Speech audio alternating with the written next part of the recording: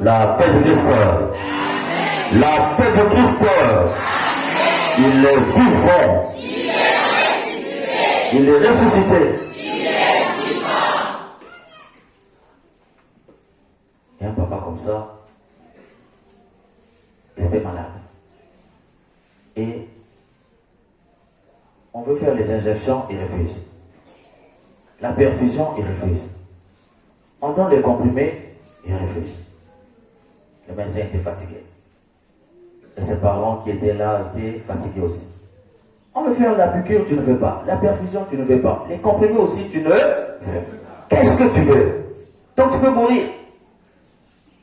Et le papa, tout souffrant, dit sous son lit là-bas, les perfusions, non. Les comprimés, non. Les piqûres, non. Envoyez-moi le sirop. Un papa de 70 ans qui demande le sirop. Est-ce que c'est normal? Est-ce que c'est normal? Nayo?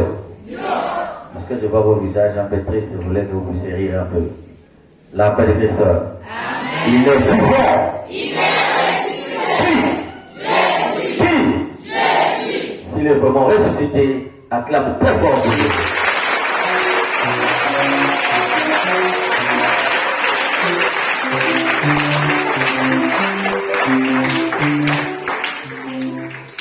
Alors, aujourd'hui, ce que tu dois retenir, garder en esprit, en mémoire et dans ton cœur, c'est cette phrase.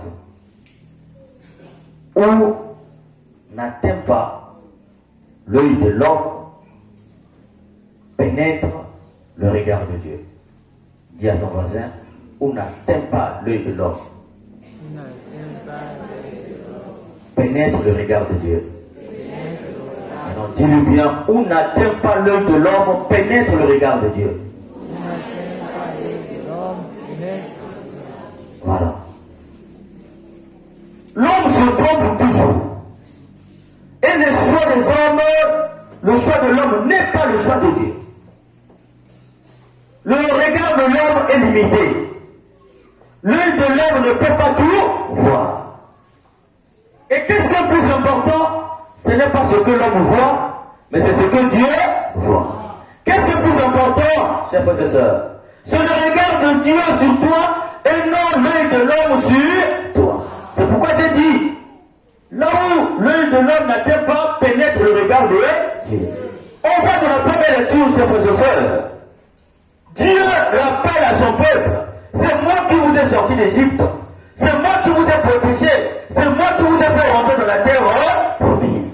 Mais chers frères et sœurs, les Égyptiens, quand ils regardaient les enfants d'Israël, ils les regardaient comme qui? Comme les esclaves.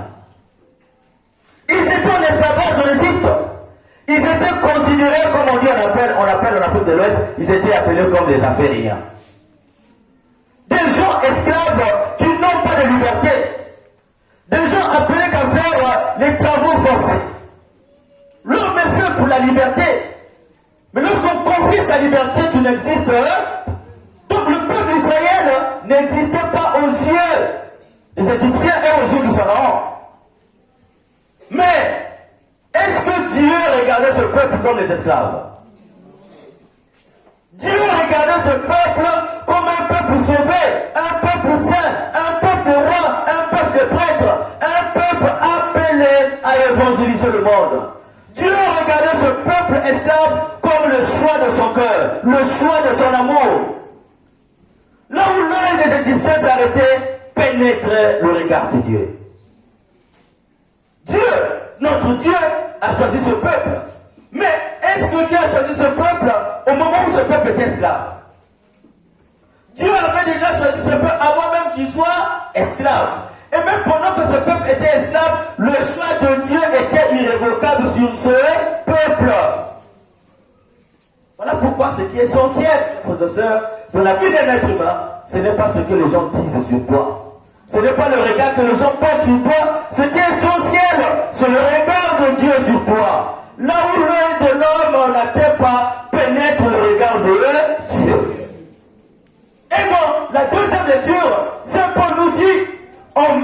pour quelqu'un qui est juste.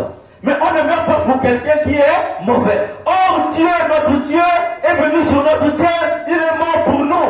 Est-ce qu'il est mort parce que nous étions morts? Non. Il est mort parce que nous étions des mauvais. Est-ce que vous avez vu quelqu'un avoir pitié de quelqu'un qui est mauvais? Quelqu'un qui t'a fait du mal. Vous avez entendu que c'est bien. Ce qui est arrivé là, c'est très bien. Vous n'entendez jamais ça? Ce que tu m'as fait là, qu'un chat te t'emporte. Ce que tu m'as fait là, tu dois payer ça. Et quand on entend que, surtout en amour, vous voyez en amour, quand on s'aimait et puis on se sépare, on devient des ennemis. Donc on ne souhaite à l'autre que le mal. Quand tu entends là-bas, on a licencié de son travail, c'est très bien fait. Ce qu'il m'avait fait là, il croyait qu'il allait avancer. Mais elle est rentrée dans le foyer, mais le mari l'a encore quitté, on l'a renvoyé le foyer. C'est une mauvaise femme. Les gens pensaient que qu'elle était mauvaise. C'est très bien fait. Ça, c'est l'homme. Où l'homme de l'homme n'atteint pas, c'est là. C'est-à-dire que si tu as fait mal à un être humain, il va te rendre ça. Même s'il n'a pas la capacité de rendre, il souhaite que les calamités s'abattent sur toi. C'est pourquoi il y a un film comme ça. Dieu s'était trompé, pas s'était trompé, mais il y a quelqu'un qui l'embêtait tellement. Il lui a dit, je te laisse un peu mon pouvoir. Tu vas voir le mal que je subis moi. Parce que vous voyez, quand le lion poursuit l'antilope dit, Dieu protège-moi. Et le lion dit, Seigneur, donne-moi à manger. Dieu va exaucer qui? Donc être Dieu, ce n'est pas facile. Le Barça et le Real ont en train de jouer. Nous les Barcelonais ont pris Seigneur, est-ce qu'on ne peut pas les battre? Les Madrilènes ont aussi pris Seigneur, si on peut les battre. Et ceux qui ont joué les tickets pour les Barça, ils souhaitent que le Barça gagne. Ceux qui ont joué les tickets pour le Real, ils souhaitent que le Real gagne. Maintenant, vous devez vous retrouver devant Jésus eucharistique, vous priez. Dieu va exaucer. Et Dieu s'est trompé, il dit, bon, comme tu penses que moi je suis mauvais, ok, je te donne un peu ma part de pouvoir, tu vas voir. Et Dieu a donné une portion de pouvoir. En 2 semaines, tous ses ennemis ont été, il y en a certains morts, et certains malades, certains rendus fous, et son propre fils, il avait manqué de respect, il a rendu fou. Et quand Dieu récupère son pouvoir, il dit, non, attends d'abord, je vais guérir mon fils. Il dit, non. C'est-à-dire que si on ne peut pas avoir le mal, c'est parce que nous n'avons pas la capacité. Et j'aime toujours le dire. Vous voyez quand nous prions, le feu, j'envoie le feu sur eux. Imaginez ton soit peu. Nous étions capables nous-mêmes avec nos propres moyens de prendre le feu d'envoyer. Est-ce qu'on allait prier encore? Dès qu'on dit que c'est un tel qui t'ensorcelle, au même temps tu envoies le feu. Et il y en a qui ont envoyé les feux des innocents. D'ailleurs. Mais notre Dieu n'est pas ainsi. Dieu est venu sur terre, il est venu mourir pour nous qui sommes mauvais. C'est là où c'est compliqué. On appelle ça un renversement de pyramide. Dieu veut mourir et il est venu, il est mort pour nous. Ça veut dire quoi, chers frères et sœurs? Où Satan voyait les hommes comme les affairiens, comme les êtres inutiles, appelés à ne pas partager l'éternité de Dieu, où le diable avait tout fait pour que l'homme ne puisse plus être sauvé, Dieu voyait en l'homme malgré qu'il avait posé un être sauvé, un être appelé à partager l'éternité avec lui. Et le choix de Dieu sur l'homme est irrévocable. Ce n'est pas parce que l'homme a péché que Dieu est venu dire, comme tu as péché, je ne peux plus te sauver. Le projet de Dieu était toujours de partager l'éternité, le choix de Dieu. Comme je l'ai dit toujours, il a tiré un être temporaire pour faire de lui un être éternel. Nous étions faits pour la temporalité, mais Dieu nous tire de la temporalité pour partager l'éternité avec lui. Dès que nous devenons éternels, nous devenons des êtres infinis. Parce que notre finité qu'on fait ici-bas, le fini, lorsque l'infini attend l'infini dans l'infini. Dès que nous passons du fini à l'infini, nous devenons des êtres infinis. Et comme nous serons des êtres infinis, nous devenons des êtres infinis, nous ne sommes plus périssables. Voilà le projet de Dieu. Ça veut dire quoi? Où le regard, où l'œil de Satan n'atteint pas, le regard de Dieu pénètre. Et dans l'évangile, chers frères et sœurs, on voit Jésus qui fait le choix de 12 personnes.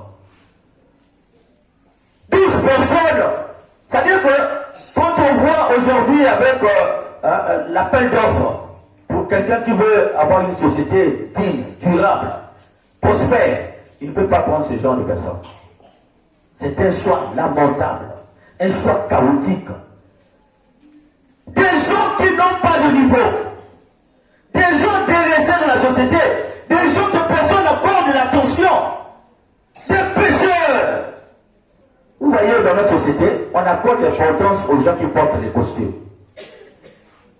Alors, il y a des gens, vous le voyez en ville avec des mallettes à l'intérieur, comme quelqu'un comme ça s'est passé à Brazzaville. On le voyait chaque matin en costume et mallette. Et un jour, quelqu'un l'avait cogné et son sac est tombé. Qu'est-ce qu'on a vu dedans? C'était les journaux. Et puis les papiers de Cogelo. Donc il faisait la politique de la bonne impression. Tu penses que ah non, c'est sûr que c'est un responsable, alors que c'est un joueur de Cogelo. Mais ces types de gens, on les accorde l'importance. Mais celui qui soulève son grabat, qui soulève son sac pour aller voir le marché, qui lui accorde l'importance. Et pourtant, Dieu choisit ce genre de personnes. Les gens qu'on n'accorde pas d'importance, il les choisit et il fait des dignitaires. Il fait des gens responsables. C'est-à-dire qu'il lui confié la plus grande tâche de l'humanité. L'homme n'est pas fait pour vivre ici-bas éternellement. L'homme est fait pour partager l'éternité avec Dieu. Et il choisit des gens dans sa mission, lui qui est le Messie, il les incorpore dans sa messianité, il les incorpore dans sa mission. Et il fait des autres Messies. Allez, chasser les démons, guérissez les malades. Quelle mission noble qu'on confie à des gens fragiles, à des gens que la société n'accordait pas d'importance. Qu'est-ce qui peut sortir de la Galilée? Voilà le choix de Dieu, chers frères et sœurs. Dieu choisit les faibles. Dis à ton voisin, Dieu choisit les faibles. Dieu choisit les pécheurs. Dieu choisit les gens qu'on n'accorde pas d'importance.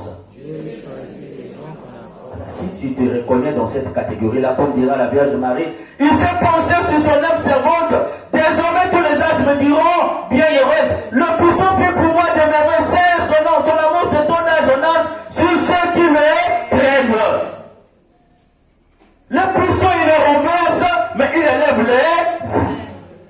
Ceux qui sont puissants, Dieu ne leur accorde pas l'importance. Mais ceux qui sont négligés, les faibles, les fragiles, les incompétents, c'est ceux-là que Dieu choisit. C'est pour te dire quoi, chers frères et sœurs? C'est pour te dire que toi qui es négligé aujourd'hui, ne te néglige plus. Le plus important, ce n'est pas ce que les gens disent et racontent sur toi. Le plus important, c'est ce que Dieu voit en toi et ce que Dieu a mis en toi. Le plus important, c'est le choix de Dieu sur toi. Dieu qui t'a choisi, peu importe ce que tu représentes aujourd'hui, peu importe le niveau de la classe que les gens te mettent aujourd'hui, peu importe là où on t'a relégué, Dieu lui-même viendra te chercher de là-bas. Parce qu'il a un message de nos mondes. Celui que vous négligez aujourd'hui, il est devenu votre responsable. Un jour comme ça, quelqu'un, il avait l'habitude, quand il prépare les haricots, de trier et de jeter. Vous voyez, dans les haricots, vous qui préparez, nous qui préparons, il y a des trucs qu'il faut enlever, n'est-ce pas? Est-ce que ce qu'on enlève là est important? Non. Est-ce que c'est important? Et lui, il jetait. À sa grande surprise, un jour il passe comme ça, il voit que ces haricots-là ont germé. Est-ce que c'est possible? Voilà une grande leçon. Il a compris tout de suite que souvent dans la vie, ce qu'on néglige, c'est ce qui nous surprennent demain. Tant qu'on néglige aujourd'hui, c'est toi qui vas le surprendre demain. Dis à ton voisin, tu vas le surprendre. Donc ne te néglige pas. Tu vas le surprendre. Si la dame t'a négligé aujourd'hui parce que tu n'as pas d'argent, ce n'est pas grave. Dis à ton voisin, ce n'est pas grave. Tu vas la surprendre demain. Demain, quand il va te voir maintenant, oh, c'est un tel, oh, oui, c'est moi. C'est moi. Tu te souviens plus de moi? Non, si je me souviens. Ah, tu as percé, hein? Oui, oui, j'ai percé. Ah. Donc dis à ton voisin, tu vas percer. Donc toi aussi, que le mari ne respecte pas aujourd'hui, que le mari chasse parce que tu ne mets pas au monde, parce que tu n'es pas belle, dis-toi que tu vas percer et tu vas le confondre. Un jour, il va dire oui, elle n'était pas belle, mais elle avait un bon comportement. Même s'il ne vient pas te dire, mais quand il sera dans son coin, il va dire, c'était ma femme, la femme de ma fille. Parce que il y a un auteur comme ça, Molière, qui a écrit dans École de famille. Hein? Je pense que École de femmes ou École de famille, comme c'est un titre comme ça. Et il dit là-bas, dans l'une des pages, je verrai une laide bien sotte que d'avoir une belle avec beaucoup d'esprit. C'est-à-dire qu'il a compris que très souvent, les belles ont beaucoup d'esprit. Et il a fait l'expérience, il s'est rendu compte que aujourd'hui, avec tout ce que j'ai vécu, je préfère une laide bien sotte que d'avoir une belle avec beaucoup d'esprit. Donc parfois l'homme, au lieu de se contenter de cette femme, mais puisque pense que cette femme n'est pas belle, à côté il y a un beau pot de fleurs, il court vers ce pot de fleurs là. Mais la beauté de ce pot de fleurs finira par faner un jour. Et la dame que tu as négligée, tu auras besoin de ses conseils, tu auras besoin de son comportement, mais tu n'en auras plus. Quelqu'un d'autre aurait déjà récupéré et fait d'elle la reine. Et parfois, elle, tu l'as négligée, elle a percé dans les études, et demain tu rentres là pour demander l'emploi, tu dis non, il faut aller poser le dossier là-bas. Quand tu rentres pour déposer le dossier, c'est elle. D'ailleurs, il y avait un monsieur comme ça, il avait négligé la femme. Et il a négligé, il maltraitait la femme, il ne se rendait pas compte. Et la femme, c'est pas grave, il a laissé la femme pleurer à cette époque-là. Vous voyez, les femmes, ils savent que moi, je dois réussir par l'école. Elle a tout fait, elle est devenue juge. D'ailleurs, histoire vraie, hein, authentique. Et puis lui, dans ses dits là-bas, il s'est retrouvé dans une affaire d'escroquerie. On l'a attrapé. Il doit être jugé. Tu connais l'avocat, tu peux connaître l'avocat, il doit être, tu connais le juge. Donc il rentre dans la salle d'audience, il voit en face là, la juge. Et la juge, c'est la dame que j'avais maltraité là. Ah, c'est la dame qui maltraitait. Et la dame dit bonjour. Dès que j'avais vu ton dossier, j'ai dit moi-même je dois juger cette affaire là. Nayo. L'homme à qui tu fais du mal pourra se trouver demain devant toi comme dans la vie ne fait du mal à personne, car la vie est en l'homme à qui tu fais du mal aujourd'hui pourra se retrouver sur ton chemin. Comme qui? On répétait ça quand on était à l'école primaire, mais c'était très profond. Hein? Donc ne fais du mal à parce que tu ne connais pas l'avenir de qui, tu ne connais pas l'avenir de l'autre. La personne que tu maltraites aujourd'hui, cette personne pourra se retrouver devant toi comme ton juge. Et si tu avais fait du mal, est-ce que tu vas t'en sortir? Voilà l'exemple que Dieu nous donne aujourd'hui. Nos regards sont toujours et déjà limités. Mais le regard de Dieu n'est pas limité. C'est pourquoi il ne néglige personne dans la vie. Tu vois quelqu'un, tu ne le connais pas. Tu veux une femme, tu ne la connais pas, mais tu veux te jouer le godo. Tu veux maltraiter. C'est pourquoi, si tu sais que tu as maltraité les gens en sortant d'ici, il faut aller te réconcilier. Dis à ton voisin, si tu connais, il faut aller te réconcilier. Parce que l'exemple de ce jour, le terme de ce jour te dit, où n'a-t-il parlé de Dieu pénètre le regard de eux, où n'a-t-il parlé de l'homme pénètre le regard de eux, Dieu. Peut-être que cette personne que tu considères comme un chiffon, un jour comme ça, dans une société, ils ont reçu un stagiaire. Et vous voyez aujourd'hui, hein, vous les directeurs qui êtes ici là, vous qui faites dans vos bureaux là-bas, droit de puissage, là, vous savez non? D'ailleurs. Donc même pour donner les stages, vous voulez abuser des fois. Est-ce que vraiment c'est encore aujourd'hui, l'homme a conscience de quelque chose? Et les stagiaires, au lieu de leur apprendre le travail, la pratique du travail, vous les transformez en coursiers. C'est-à-dire que, va payer la racine, va envoyer tel côté là-bas. Le seul pourquoi la personne est venue là-bas, vous ne lui faites pas connaître. Parce que vous avez peur que cette personne vienne vous remplacer. Vous maltraitez les stagiaires dans vos bureaux. C'est des chiffons. Vous les abusez, les filles, les hommes, vous les maltraitez. Vous ne les considérez pas aucune importance. Et dans cette société-là, ils ont reçu un stagiaire. Mais ce directeur-là, il n'avait pas l'habitude de maltraiter les stagiaires. Et c'est lui-même qui me racontait. Ce stagiaire est venu 1 année, 2 ans. Après, il est pour lui parti. Ça n'a même pas duré. Le directeur me dit, le gars, comme on dit là-bas, déjà, il était dans la politique. Il était dans les histoires des politiques, candidat dans les partis. Et on l'a propulsé. Il est devenu le maire de la ville.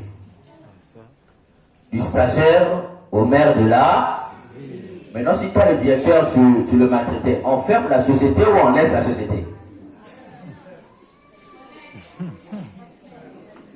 Là, maintenant, ça dépend. Hein? Ça dépend de son cœur. Et s'il n'y a pas Dieu dedans, on va fermer. Tu ne connais pas l'avenir de ce stagiaire. Accorde-lui l'importance. Ne faites pas comme on voit à l'hôpital. Ah, c'est des stagiaires. Ah, c'est des gens qui ne connaissent rien. Ce stagiaire-là peut pas avoir plus d'expérience que toi. Mais ces stagiaires-là qu'on accueille dans nos hôpitaux, quelle est la place qu'on leur apporte? On leur accorde. C'est des supports. C'est des objets de plaisir. Tu ne connais pas l'avenir de l'autre, alors respecte l'autre en face de toi. Ces apôtres-là, ils ont été incorporés à une grande mission. Et on nous dit que le jour du jugement, Jésus va les établir sur les 12 tribus d'Israël pour le jugement. Ceux qui les considéraient comme des affaires rien, Pierre pourra dire, monsieur, tu ne rentres pas ici.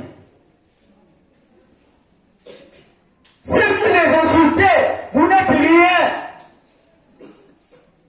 Vous voyez Jésus, il est allé choisir même celui qui va le prendre. Il a choisi là-bas, on dit Simon le Zélote. C'est-à-dire que lui, on dit, c'est un enfant négligé. Pourquoi? Papa est juif, la maman n'est pas juive. Chez les juifs, un tel enfant, on ne peut pas vivre même dans les temples. C'est une souffrance. Parce qu'on peut te considérer que si ta mère est juive, ton père est étranger. Mais quand ton père est juif, ta mère est étrangère, on ne te considère pas. Parce qu'on peut dire, oh, qu'est-ce qu'on pense? La maman peut pouvoir accuser les juifs que c'est sa grossesse, alors que ce n'est pas sa grossesse. Comme ton sang n'est pas sûr que c'est un sang juif, on ne te considère pas. Tu n'as pas accès au temple. Il est zélé, pourquoi? Parce qu'il s'est révélé. Mais lui là, Jésus l'a choisi comme apôtre. Tu ne connais pas, alors ne néglige personne. Et pour finir, chers frères et sœurs, dans la Bible, nous avons une histoire très sérieuse, une histoire forte. Jacob a eu des enfants, et parmi ses enfants, il y avait qui? Joseph. Aïe. Yeah. Joseph, son père le voyait comme qui?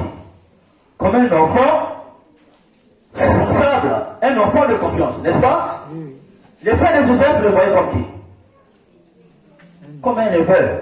D'ailleurs. Comme un rêveur. Ah, lui, il fait trop des rêves. Et ces rêves, ça nous perturbe. Quand ils l'ont proposé aux marchands, les marchands l'ont vu comme qui? Comme un esclave. N'est-ce pas? Ils l'ont acheté comme un esclave. Ils l'ont emmené chez le roi là-bas comme qui? Et l'enfant du roi, vous voyez Joseph comme qui? Comme un amant. N'est-ce pas? Et il s'est retrouvé en prison, les prisonniers le voyaient comme qui? Comme un prisonnier. Et quand il sort de la prison, avec la grâce de l'interprétation de rêve, il est nommé comme qui? Le vice-gouverneur. La deuxième personnalité de l'Égypte. Là où le papa regardait son fils comme un enfant digne, comme un enfant de confiance, là où ses frères le regardaient comme un rêveur, là où le marchand le regardait comme un esclave, là où son amant le regardait comme la femme du roi le regardait comme un amant, là où le prisonnier le regardait comme un prisonnier, Dieu le regardait comme une deuxième personnalité de la ville et du pays. C'est pour te dire que le plus important, c'est ce que Dieu regarde de toi. Le pape François, jamais dans cette vie, ne pouvait penser qu'un jour il serait pape. Mais Dieu l'avait déjà établi et choisi de toute éternité comme le successeur de Pierre. Le plus important, c'est ce que Dieu pense sur toi et le projet de Dieu sur toi. Alors sois honnête, alors sois fidèle à ton Dieu, parce que Dieu a un projet sur toi. Dis à ton voisin, Dieu a un projet sur toi. Alors sois honnête et attends le projet de Dieu se réaliser dans ta vie. Nous allons prier, chers frères et sœurs, aujourd'hui, pour que chacun de nous prenne conscience que dans ce que les gens me regardent aujourd'hui, ça ne définit pas le tout de ma vie. C'est pas parce que je n'ai pas mangé aujourd'hui que ça définit le tout de ma vie. La situation difficile que tu traverses aujourd'hui n'est pas le tout de ta vie. Ça ne définit pas ce que tu seras demain. Mais c'est un passage vers la gloire. Quand on voit le rocher, finit toujours par vaincre la roche. Non pas parce que l'eau gicle, si on peut dire ainsi, à chaque instant, mais parce que le rocher persévère. L'eau persévère. À force de persévérer, que fait la roche? La roche fait l'espace pour que l'eau puisse passer. Si tu es persévérant et tu crois que ton Dieu a un grand projet sur toi, alors sois confiant et dis-toi que ce projet se réalisera. Dis à ton voisin, ce projet se réalisera.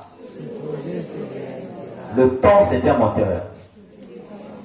Ce que tu vis aujourd'hui, c'est un temps, mais un temps qui te ment. Mais le temps est passager, ça passe. Mais ne passe pas avec le temps. Reste debout. Le temps là va passer et un autre temps va venir. Et le temps de la gloire va faire quoi? Va venir. Lorsque tu vas rentrer dans ton temps deviendra le temps de Dieu. Et c'est le temps de la gloire. Comme a chanté quelqu'un là-bas. Élevé, élevé, tu seras élevé. Toi qui étais le pétrole, tu deviendras le kérosène. Toi qui étais le chiffon, tu deviendras quelqu'un de responsable. Toi qui n'étais pas considéré, tu deviendras un responsable. Avec Dieu, c'est possible. Que l'Esprit Saint nous donne la grâce de comprendre cela pour les siècles des siècles. Amen.